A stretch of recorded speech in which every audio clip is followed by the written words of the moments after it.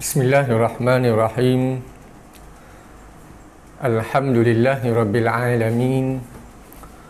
Wassalatu wassalamu ala asyrafil anbiya'i wal mursalin wa ala alihi wa sahbihi ajma'in. Rabbi shrah li sadri wa yassir li amri wa hlul 'uqdatam min lisani yafqahu qawli. Allahumma zidna ilma warzuqna fahma. Allahumma zidna ilma warzuqna fahma. Allahumma zidna ilma warzuqna fahma. Amma ba'd. Alhamdulillah thumma alhamdulillah.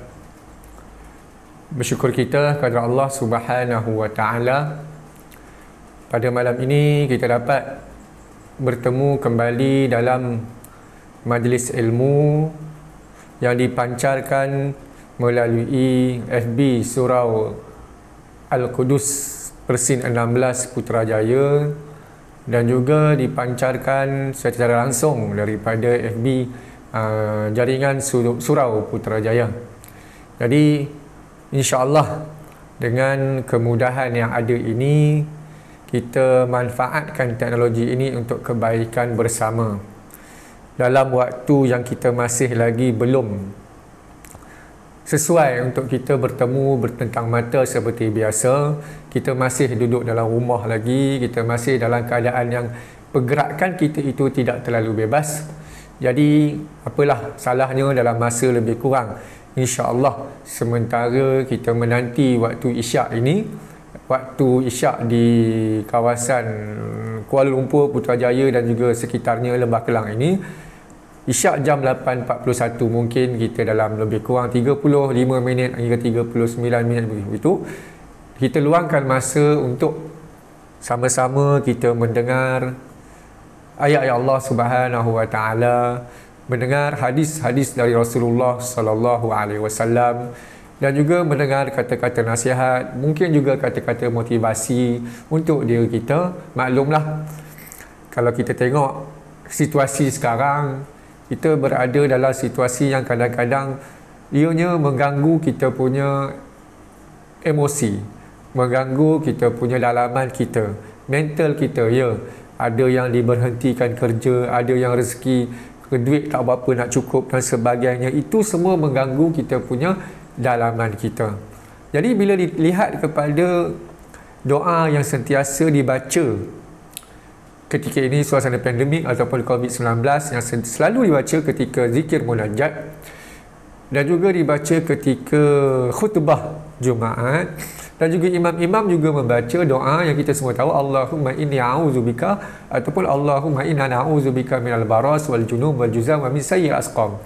Yang mana maknanya itu hadis yang asalnya hadis yang mana Rasulullah sallallahu alaihi wasallam mengajar kepada kita untuk mengelak, antaranya doa digunakan untuk mengelak penyakit yang berbahaya, antaranya doa yang kita baca tadi, Allahumma inna na'udzubika minal baras, iaitu ya Tuhan kami minta perlindungan daripada Engkau wahai Allah daripada penyakit sopak.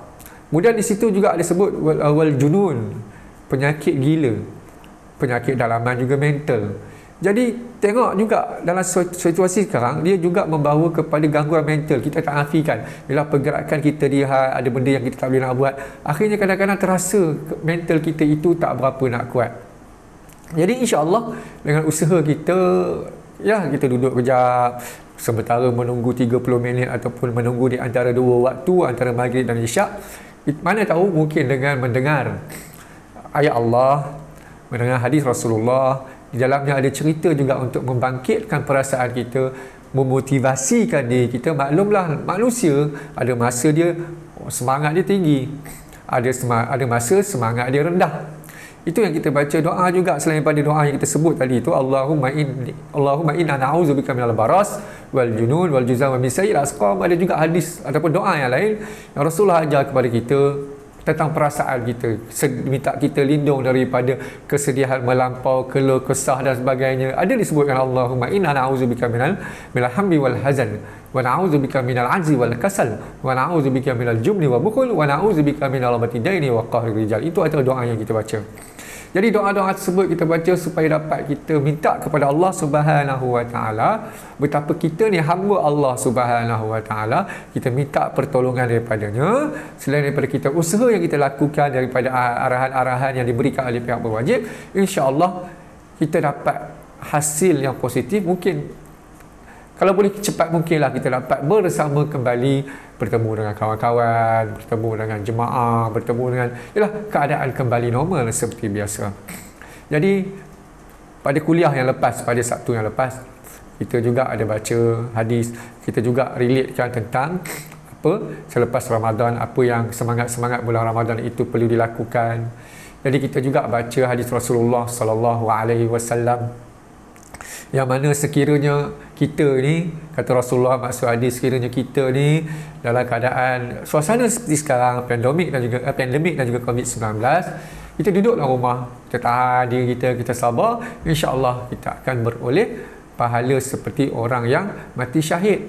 Yang menariknya kalau tengok kepada sejarah perubatan Islam, ada juga sebenarnya nanti kita akan cerita sejarah bagaimana Rasulullah SAW menceritakan tentang bagaimana sampai keadaan sahabat-sahabat di Madinah. Itu kenapa kita akan ceritakan pada kuliah-kuliah yang akan datang. Yang menariknya, kita dah sebut apabila kita berada dalam keadaan begini, hadis yang lepas kita pun dah sebut, dia duduk dalam rumah dalam keadaan dia sabar dan menahan diri, iaitu kita kuarantin. Bila sebut kuarantin ini sebenarnya diambil daripada perkataan bahasa Itali, kuarantina. Yang menariknya kuarantin ini diambil daripada usaha yang dilakukan oleh ulama ataupun Islamic scholar kita dalam bidang perubatan yang bahasa Inggeris disebut sebagai Avicenna ataupun Ibn Sina. Kalau tak silap saya, tapi baca itulah Ibn Sina ataupun Ibn Sina. Di situ pada asalnya Rasulullah SAW yang menyatakan hadisnya, apabila kamu berada di penyakit berwabak, jangan keluar dan jangan masuk. Seolah-olah macam kuarantin menahan diri. Kemudian Ibn Sina atau Ibn Sina ini buatlah satu, orang panggil protokol, prosedur apabila berlakunya penyakit berwabak yang senang merebak ini menyebabkan kematian, perlu berada dalam keadaan yang mana kita sebut sekarang kuarantin. Kemudian asal perkataan kuarantin ini daripada bahasa Itali, iaitu kuarantina.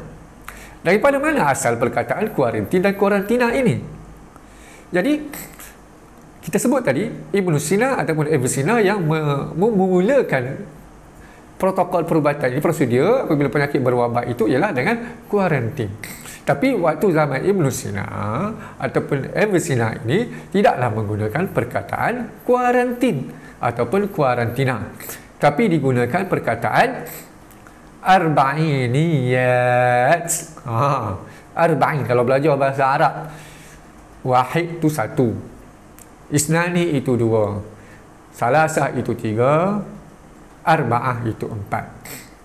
Tapi bila nak jadikan 20,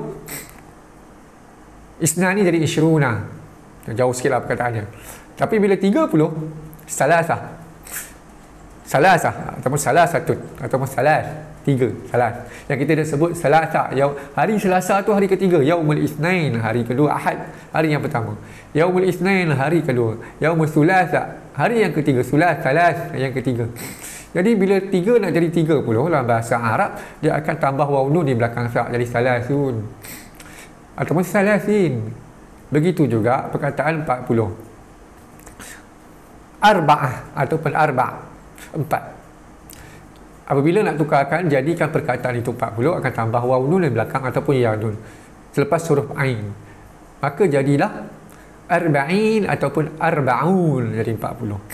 Jadi Ibn Sina mengatakan apabila, ataupun Ibn Sina menyatakan prosedur ataupun protokol apabila berlakunya penyakit yang sedang merebak, yang sedang sangat merebak, membawa kepada kematian dan kesusahan juga, penyakit yang agak susah nak disembuh ataupun menyebabkan kita rasa dalam keadaan tak selesa, jadi digunakan prosedur itu, dinamanya arba'iniyat. Apa dia? The 40 terjemah dalam bahasa Inggeris 40 arba'iniyat. Kemudian tengok 40 tu kena kuarantin diri 40. Kemudian diceritakan ada pedagang-pedagang ataupun daripada pakar-pakar perubatan daripada Venice, Itali. Kita tahu Venice tu kat mana sekarang kan? Itali, kawasan yang cukup cantik. Jadi dulu pun Melaka dipanggil Venice lah. Venice sebelah sini lah kan. Jadi Venice di Itali tu, pakar-pakar sana melihat protokol yang digunakan ataupun prosedur yang digunakan dicipta oleh Ibn Sina ini menarik perhatian mereka. Mereka melalui proses penyakit berwabak yang sedang merebak ini, maka mereka ambil protokol tersebut diguna pakai.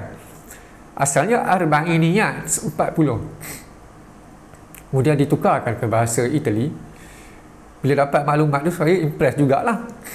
Kemudian pergi tengok, cari dalam kamus elektronik pun senang lah dapat kan, Google Translate je, bahasa Arab pun ada dia punya e-kamusnya dan sebagainya. Kita pun tengok orang tulis kata kuarantin ini berasal daripada perkataan Itali, kuarantina yang bermaksud 40. Kita pun tekan. Betul rupanya. Kuarantina itu maksud dia 40. Jadi diambil daripada apa yang telah ditetapkan protokol perubatan prosedur berkaitan dengan penyakit berwabak. 40 hari asalnya daripada tulisan Ibn Sina ataupun Ibn Sina. Arba'iniyat ataupun diterjemahkan dalam bahasa ini di 40, ditukarkan ke bahasa Itali, kuarantina daripada orang di Venice Itali itu, akhirnya diguna pakai sampai sekarang disebut kuarantin. Asalnya bermaksud the 40. Allahu Akbar, hebatnya pula Islamic scholar zaman dulu sampai macam tu sekali. Asalnya maknanya kuarantin itu berdasarkan sumber daripada apa yang disebut oleh Rasulullah. Akhirnya di-upgrade lah proses perubatan itu melalui dia punya ada researchnya dan sebagainya. Akhirnya digunakan digunakan sebagai prosedur atau protokol apabila penyakit berwabak itu berlaku, maka digunakan proses kuarantin. Asal maksud di kuarantina, perkataan Itali maksud membawa 40. Jadi yang menariknya, bila sebut 40 ni, dalam Quran pun ada cerita pasal 40 yang lain juga. Antaranya ada hadis Rasulullah SAW menyebut apabila seorang itu dapat bersolat berjemaah selama 40 hari tanpa skip bersama imam takbir pertama, Allahu Akbar, pahala pun cukup besar dapat. Kemudian diceritakan juga kepada bagaimana Nabi Musa AS pun di Tursina beriktikaf, beruzlah, berkhalwat, bersendirian selama 40 hari juga menghadap Rasulullah, menghadap Allah Subhanahu Wa Taala. 40 kuarantin, 40 salat berjemaah tanpa tinggal, dapat takbir yang pertama 40 hari. Kemudian malah dalam surah Al-Aqaf ayat 15-16 ada dinyatakan bagaimana apabila sampai umur 40 tahun kena memperbanyakkan diri mengingat Allah Subhanahu Wa Taala dan memperbaharui taubat. 40. Malah dalam psikologi pun disebut apabila umur 40 tahun, reflect balik di manakah kita. Adakah kita berjaya dalam kehidupan kita?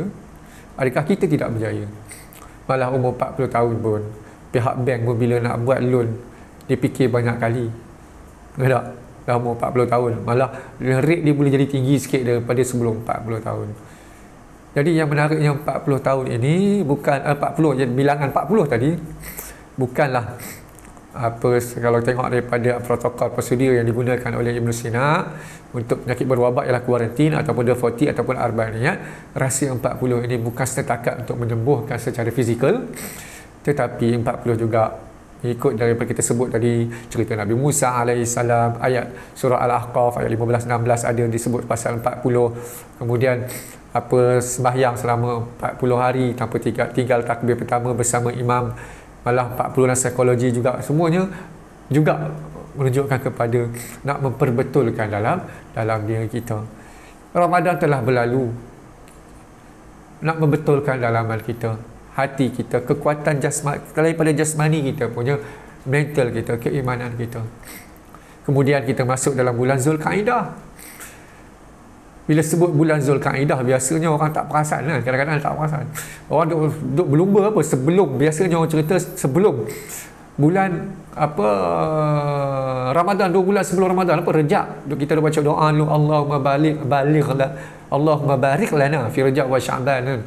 Ya Allah, ya Tuhan kami, berkatilah kami dalam bulan Rejab dan Sya'ban. Yang mana bulan Rejab itu adalah bulan-bulan haram. Dan bulan haram itu kita pun sampai sekarang lah. Bulan haram tu apa? Kalau buka dalam Quran, tafsir bulan haram itu ada 3 bulan yang berturut-turut, 1 bulan yang berpisah. Apa dia? Rejab, bulan haram. Rejab, Syaban, tak dipanggil bulan haram. Ramadan, bulan kita nak membersihkan diri kita. Syawal, bulan Syawal. Yalah, lepas Ramadan Syawal. Kemudian datang bulan Zulqa'dah, Zulhijjah, Muharram. Jadi bulan haram ni ada 4. 3, 1 yang terpisah, 3 bulan yang berturut-turut. Rejab, Zulqa'dah, Zulhijjah dan juga Muharram. Jadi kita berada dalam bulan haram. Saya pernah ceritakan juga di kuliah kita di sini, di surah Al-Qudus ini, waktu tak tahulah ada online ke tidak waktu tu.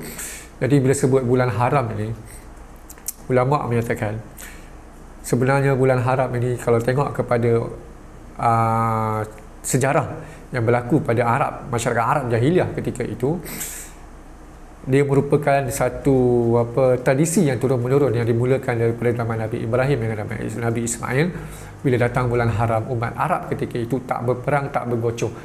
Gencatan senjata berlaku, mereka tak nak buat perkara-perkara buruk, melakukan perkara-perkara yang baik. Itu sejarahnya. Sampai apabila jalan di tengah pasar, diceritakan di tengah pasar, sekiranya seorang itu berjumpa dengan pembunuh ayah dia sekalipun, ataupun pembunuh kaum keluarganya sekalipun, dia tak akan balas dendam ketika itu. Sebab apa?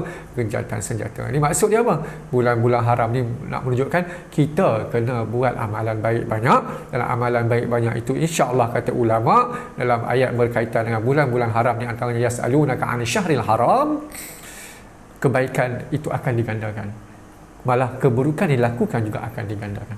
Jadi kita berada dalam frasa bulan-bulan kebaikan.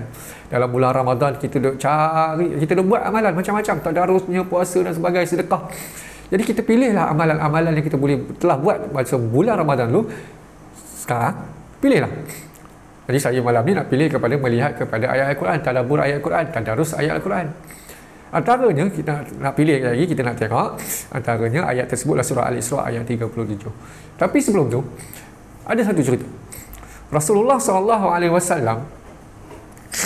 ada satu hadis riwayat daripada Tirmizi, daripada Ikrimah dan juga Ibn Abbas, daripada Abu Bakar radhiyallahu anhu. Abu Bakar kita tahulah siapa Abu Bakar. Abu Bakar As-Siddiq, sahabat Rasulullah. Yang surah Al-Aqaf ayat 15-16 tu pun ada berkaitan dengan Rasulullah dan juga Abu Bakar As-Siddiq. Abu Bakar As-Siddiq bertanya, "Ya Rasulullah, qad syibta." Wahai Rasulullah, punya rapat ni, best friend forever, BFF. Yalah, sampai Abu Bakar menjadi bapa mertua kepada Rasulullah SAW melalui perkahwinan Aisyah radhiyallahu anha. Rasulullah kata, Abu Bakar nampak, "Ya Rasulullah, qad syibta." Ya Allah, ya Rasulullah, awak telah beruban, kamu telah beruban. Apa yang menyebabkan kamu beruban? Kemudian Rasulullah kata, "Syabatni," yang menyebabkan aku, "Syayyabatni," yang menyebabkan aku beruban ini adalah surah Hud. Kemudian surah Al-Waqi'ah. Kemudian surah Al-Mursalat. Kemudian surah Amma Yatasa'alun. Dan juga surah Idza Syamsu Kuwirat. Al-Waqi'ah mengenai apa? Hari kiamat. Mursalat pun begitu juga. Amma yatasaalun, ada juga cerita tentang kekuasaan Allah Subhanahu wa taala. Wa idza syamsu kuwirat, juga diceritakan bagaimana matahari itu kuwirat diputar-putar begitu. Maknanya semua cerita yang menggerulkan. Tapi ada pada surah Hud, Rasulullah kata yang menyebabkan aku berubat ini kerana antaranya ada pada hadis yang lain diriwayatkan daripada Abi Abdurrahman As-Salma. Katanya aku mendengar daripada Abu Ali As-Siri, dikata aku melihat Rasulullah SAW dalam mimpi. Bertemu dengan Rasulullah dalam mimpi. Dikata Abu Ali As-Siri kata, "Wahai Rasulullah, betulkah kamu dah beruban?" "Ya." "Kenapa? Apa yang menyebabkan kamu beruban? Adakah kisah-kisah para Nabi terdahulu? Adakah kisah-kisah menyebabkan umat-umat terdahulu yang dikenakan azab yang pelbagai?" Rasulullah kata, La. Bukan. Bila sebut la ni bukan, teringat waktu belajar kat Syria tu lah kan. Kita ni bila kata tidak, kita akan geleng kepala dulu, tidak kan. Tapi belah Syria tu bila sebut tidak, kalau kita tengok lu kurang ajar lah. Tak ada atau tidak lah. La. Oh dia. Macam kau hajar lah, macam kau hajar lah. Itu talent, sana punya style lah. Kalau pergi sana, belah sana, belah Syam sana, kalau disebut itu maksud tak ada lah, jangan marah, itu bukan tanda kau hajar. Kalau kita buat, kita kau hajar lah. Berbeza tempat, berbeza lah dia punya keadaan dia. Okey, jadi tanya Abu Ali As-Siri ini, apa yang menyebabkan kamu beruban? Selain pada Abu Bakar yang nampak berlaku perubahan pada Rasulullah. Jadi Abu Ali As-Siri pun tanya, apa dia menyebabkan kamu beruban wahai Rasulullah? Adakah disebabkan kisah-kisah para anbiya ataupun umat-umat terdahulu, kehancuran umat-umat terdahulu? Tidak, tapi surah Hud pada ayat 112, apa dia? A'udzubillahi minasyaitonirrajim, fastaqim kama umirt. Berpegang teguhlah, istiqamahlah kamu wahai Muhammad, dan juga bersama orang yang mengikut kamu ini jalan istiqamah, iaitu pada apa? Jalan istiqamah pada i'tikad kita, percaya kepada Allah Subhanahu Wa Taala, Tuhan itu esa dan satu, dan tak ada yang Tuhan lain yang layak disembah melainkannya. Kemudian pada amalan, carilah amalan-amalan yang boleh menyebabkan kita insya-Allah akan menjadi pemberat kita di hari akhirat nanti. Kemudian juga akhlak. Inilah yang menyebabkan antaranya Rasulullah sallallahu alaihi wasallam kepala rambut dia beruban, memikirkan tentang ayat daripada surah Hud ini, fastaqim kama umir. Ini yang paling berat, kita nak konsisten buat amalan baik. Jadi kita pun dah berlalu bulan Ramadan, Syawal dah habis, kemudian datangnya bulan Zulkaidah. Kita sebut apa tadi? Bulan-bulan haram, yang mana kalau ikut masyarakat Arab jahiliah ketika itu, sampai bulan haram mereka tak bergaduh, tak bergocor, maknanya mereka berada dalam suasana positif, gencatan senjata itu dilakukan. Jadi kita nak ambil benda kebaikan-kebaikan yang ada dalam bulan-bulan Ramadan, bawakan kita berada dalam bulan haram. Antaranya dalam bulan Ramadan kita tahu apa? Kita diajar oleh Allah Subhanahu Wa Taala melalui Ramadan, melalui puasa, supaya tak rasa bongkak dalam diri kita, tak rasa belagak dalam diri kita. Yalah, kita bila puasa kita rasa Allahu Akbar, Allah yang Maha besar, Allah yang Maha mengetahui, Allah yang Maha berkuasa. Dalamnya kita dalam bulan Ramadan banyakkan bersedekah itu juga melembutkan hati dalaman kita. Betul tak? Apa yang Quran tu kita nak baca? Okey, kita buka ada berapa minit lagi, lebih kurang 10 minit. Surah Al-Isra ayat 37. Bolehlah kalau nak buka Quran, boleh buka surah Al-Isra ayat 37. Kan? Kalau tengok buka surah Al-Isra ni, yang depan-depan tu diceritakan mengenai apa? Mengenai perjalanan Rasulullah sallallahu alaihi wasallam, Isra dan juga Mi'raj. Kan?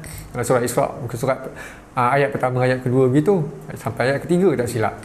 Kemudian dalam juga ada juga diceritakan tentang apa pembaziran yang akan jadi kawan syaitan. Kemudian dalam surah Isra juga ada cerita bagaimana Allah Subhanahu Wa Taala ajar kepada kita nak spend the money ni bagaimana, perlu ada dia punya perancangan, ada juga.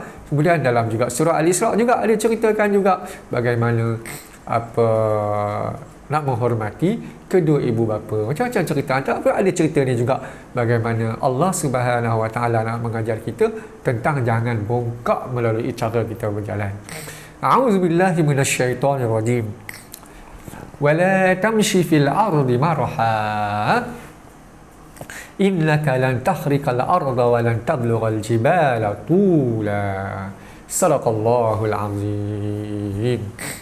Wala tamshi fil ardi marha. Janganlah kamu berjalan di muka bumi ini dalam keadaan marha, belagak. Action. Jalan. Jangan kamu berjalan dalam keadaan belagak. Wa innaka lan takhriqal ard. Cara kamu berjalan belagak itu takkan pun kamu nak sampai boleh korek bumi tu, hentak kaki pak sampai korek bumi. Boleh tak? Tak boleh. Kemudian walan tablughal jibala tula. Hang duk melangkah, duk belagak jalan action sangat tu, boleh ke nak melangkah bukit bukau, gunung ganang yang tinggi tu, yang maha tinggi, yang tinggi kita agak sampai. Di ayat Quran ni sebenarnya syarah ayat ini saya petik daripada tafsir Al-Munir Dr. Wahbah Zuhaili. Sesungguhnya manusia ini janganlah sampai nak belagak dan bongkak.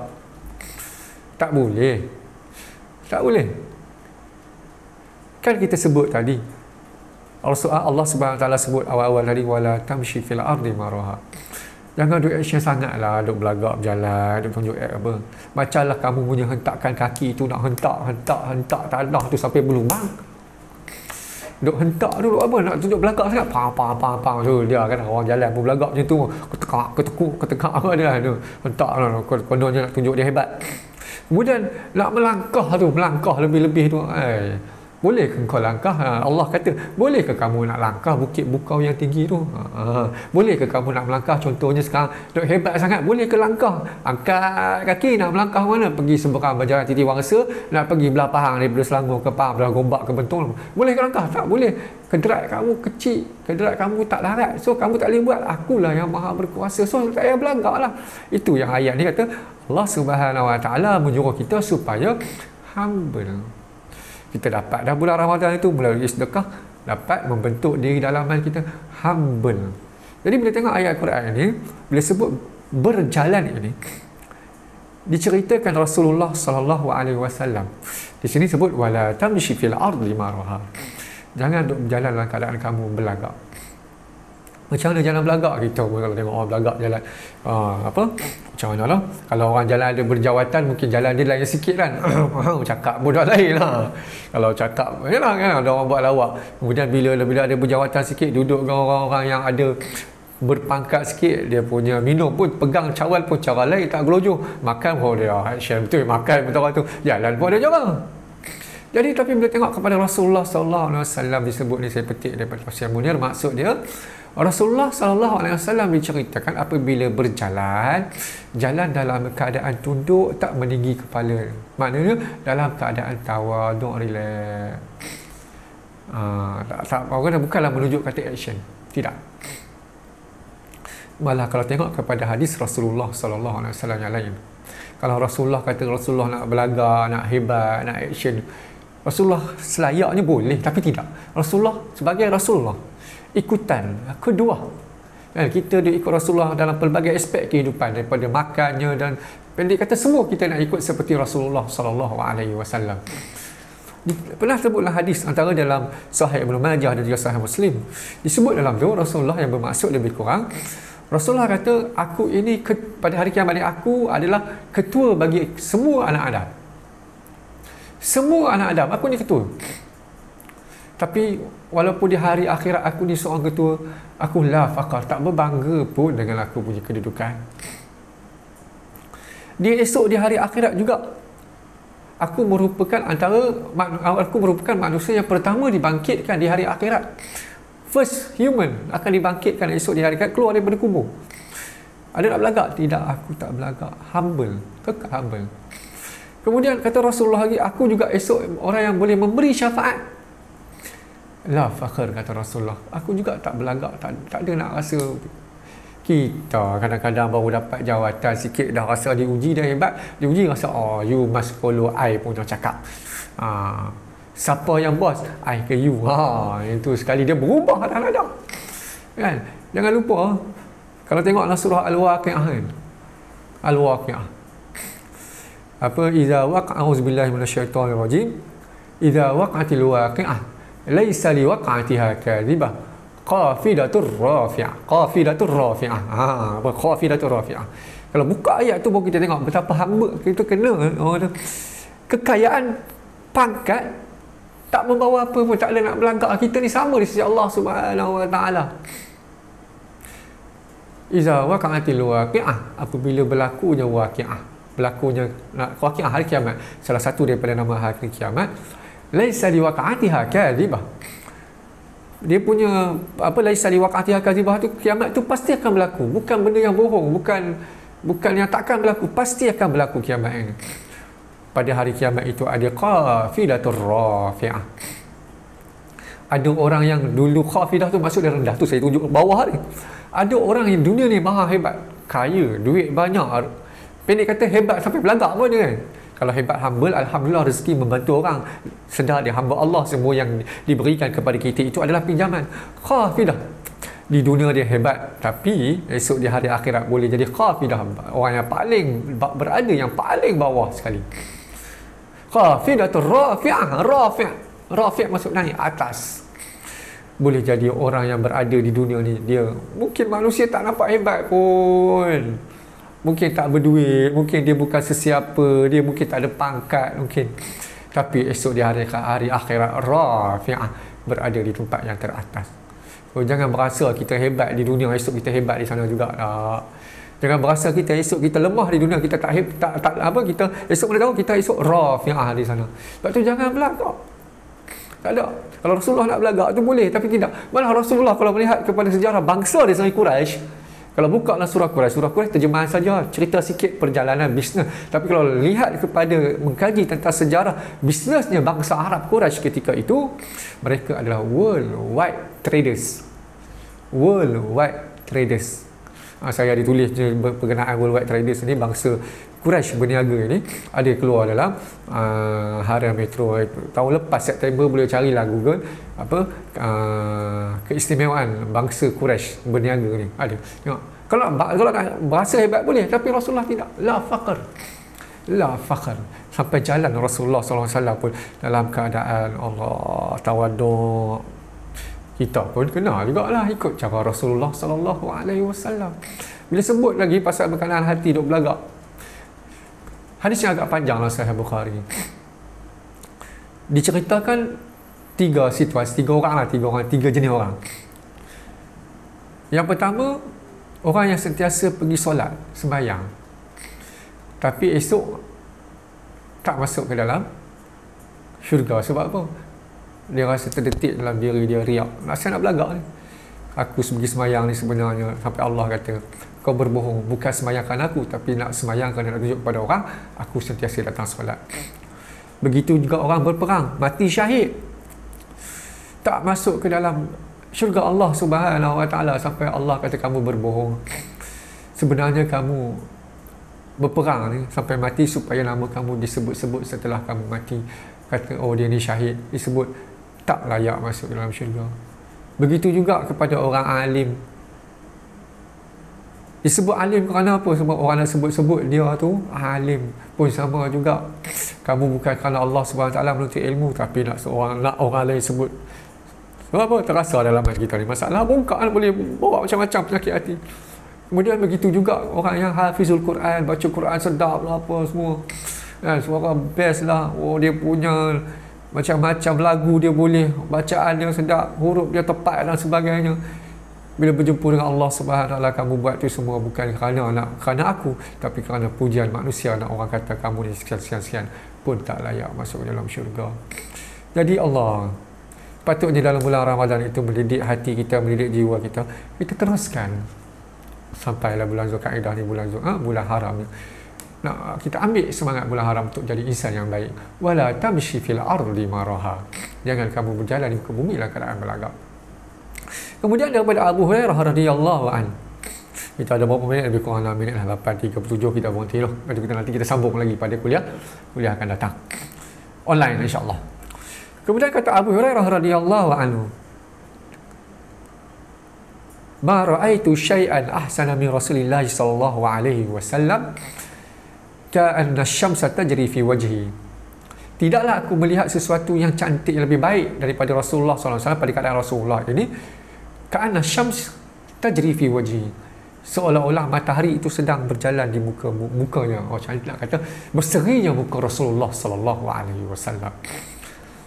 Kemudian kata Abu Hurairah lagi, ini kata sahabat Rasulullah, perhati, observe Rasulullah SAW sampai macam tu sekali. Abu Bakar Siddiq tadi apa? Sampai nampak apa Rasulullah SAW beruban. Kan? Ini sahabat-sahabat Rasulullah, malah Rasulullah pun kenal juga sahabat-sahabat dia macam mana. Sampai bin atuk nenek keturunan, oh semua Rasulullah SAW terkenal. Sampai macam tu sekali. Kita Allah malu. Kadang-kadang tak apa nak kenal orang-orang yang kita dekat dengan kita pun tak kenal. Ingat nama gelarannya. Nama betul tak ingat. Jadi kata Abu Hurairah, Rasulullah muka ni berseri seolah-olah matahari sentiasa berada di mukanya. Kemudian wa ma ra'aitu ahadan asra fi mashyihi min Rasulillah sallallahu alaihi wasallam ka'annama al-ard tutwa lahu. Ini cara jalan Rasulullah tadi tawaduk. Ini cara jalan Rasulullah. Ma ra'aitu ahadan asra minhu fi mashyi Rasulullah sallallahu alaihi wasallam. Aku tak pernah nampak pun seseorang yang jalan dia lebih laju daripada Rasulullah SAW. Nak kata apa? Rasulullah jalan pruk. Oh, hebat. Walaupun usia dah tua, Rasulullah pun masih gagah. Dan kita pun jangan dengan Rasulullah SAW sakit sangat. Bila sampai Abu Hurairah kata apa? Ka'annamal ardu tutwalahu. Seakan-akan bumi itu dilipatkan untuknya. Punya nak kata laju jalannya Rasulullah SAW. Kita bila sebut bab jalan laju ni, kita jalan lengah. Tapi kalau orang Jepun, jangan main. Orang Jepun ni lah. Mereka yang praktik jalan laju ni. Mereka jalan laju sungguh. Itulah sahabat-sahabat kita yang ingatlah ada seorang kawan belajar dekat Syria tu, ada sahabat-sahabat Jepun. Mereka bukan setakat on time. Jalan pun laju, kita jalan lengah. Rasulullah SAW jalan cukup laju. Sampai Abu Hurairah kata, sampai seolah-olah bumi seolah berlipat untuknya. Inna la nujhida anfusana. Sehingga kami ni bila berjalan dengan Rasulullah SAW, terpaksa kami berlumba dengan Rasulullah SAW. Allah jenuh. Itu dengar khabar kita dulu ada pemimpin kita di Malaysia ni. Kalau pemimpin yang datang berjalan buat apa trip dan sebagainya, dia jalan cukup laju sampai VIP yang lain terpaksa kejar dia, masuk wartawan.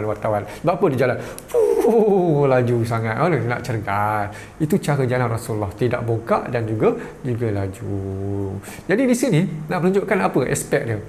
Allah Subhanahu Wa Taala juga nak mengajar, nak beritahu kepada kita, jangan duk belagak. Kalau duk belagak sangat, boleh kita sebut kat sini, innaka lan takhriqal arda wa lan tablughal jibala tula. Langkahan kita tu, kita punya langkah tu bukan kita boleh hentak bumi ni sampai kita boleh buat kita punya berlubang bumi ni, tak boleh. Sedangkan bumi ni kalau kita korek sampai fakta sains juga yang Allah nak sebutkan kepada kita kat ni. Sejauh dalam 13 km ke dalam bumi, udara dia makin panas. Kita nak hentak apa? Tak boleh. Kalau kita boleh hentak sampai 13 km masuk dalam, apa dia ni? Terbakar lah kita kaki dah. Tak boleh, kamu tak ada kuasa. Kalau pula ni kekuasaan, aku cipta bumi ni, aku tahulah keadaan dia macam mana, nak agak Allah Subhanahu Wa Taala nak beritahu kepada kita. Itu kata wala tamshi fil ardi maraha innaka lan takhriqal ard. Kamu tak boleh nak membelah bumi pun, tak boleh nak hentak dah luar jalan. Pelan-pelan dalam. Kalau belah habis lah, masalah kita habis ke mana 13 km ke dalam akan ada api yang panas. Mudah kata Rasul, kata Allah Subhanahu Wa Taala, jangan belagak sangat, nak hentak nak koyak bumi pun tak boleh. Malah walan tablughal jibala tula. Kamu nak buat langkah apa? Nak melangkah pun, kita sebut dah tadi, nak melangkah bukit pun tak mampu. Kita nak menyeberangi Banjaran Titiwangsa, nak pergi daripada Terowong ke sebelah sana, belah Selangor, nak pergi ke sebelah Pahang tu, melangkah boleh? Tak boleh. Sebab apa? Sebab kita punya langkahan kaki kita ni pendek. Kita pun tinggi lebih kurang 2 meter je, habis tinggi 2 meter lebih. Kita orang Malaysia semua 170 cm, 1.7 meter. Tu nak melangkah ni tak boleh. Kita pun tinggi lebih kurang 2 meter. Nak melangkah, orang paling tinggi di dunia pun nak melangkah bukit yang begitu tak boleh. Kerana apa? Melihat kepada tempat yang paling tinggi di dunia ini, dia punya tinggi dia setinggi 9 km. Nak langkah macam mana? Boleh ke langkah? Tak boleh. So tak payahlah kita rasa hebat sangat di dunia. Allah Subhanahu Wa Taala cipta dunia ni, bukit yang cukup tinggi 9 km, kita rendah tinggi 2 meter je lebih kurang tinggi. Langkahan pun pendek, pergi langkah boleh sampai? Tak boleh. Kita kerdil, lemah. Begitu juga kata Allah Subhanahu Wa Taala, kamu jalan seolah-olah nak mengoyak muka bumi ini pun tak boleh juga. Kalau sampai terkoyak 13 km bawah bumi, ada kawasan tanah yang cukup panas, akhirnya mungkin merosakkan bumi, tak boleh juga. Jadi kita reflect diri kita, nak membetulkan diri kita. Allah yang Maha Berkuasa, wala tamshi fil ardi maraha innaka lan takhriqal ard wa lan tablughal jibala tula. Sadaqallahul azim. Insya-Allah kita rasa cukuplah setakat ni dulu. InsyaAllah pada kuliah akan datang kita cuba akan menceritakan tentang perkara-perkara yang berkaitan dengan peristiwa penyakit pandemik yang berlaku dalam sejarah Islam. Yang baik datang daripada Allah Subhanahu Wa Taala, yang buruk datang pada saya sendiri. Wabillahi taufiq wal hidayah. Wassalamualaikum warahmatullahi wabarakatuh.